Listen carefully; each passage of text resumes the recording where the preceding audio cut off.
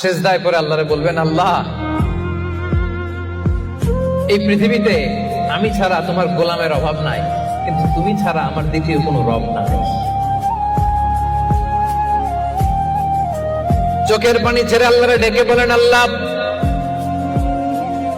এই জমিনে আমি ছাড়া তোমার গোলামের কোনো অভাব নাই, কিন্তু তুমি ছাড়া দ্বিতীয় কোনো রব আমার নাই, তুমি ছাড়া দ্বিতীয় কোনো জায়গায় চাওয়ার সুযোগ আমার নাই।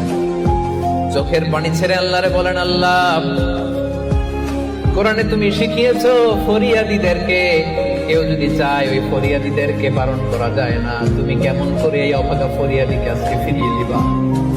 চোখের পানি ছেড়ে আল্লাহর কাছে চা, সব তিনি দিয়ে দিতে পারেন। চিল্লায় বলেন ঠিক কিনা? গোটা বিশ্বের সবাই আমাদের যার যা লাগবে সব যদি আল্লাহর কাছে চাই, আল্লাহ যদি সবাইকে সবকিছু দিয়ে দেয়, আল্লাহ বলে আমার ক্ষমতার 1 ইঞ্চিও কমবে না। চিল্লায় বলেন ঠিক কিনা?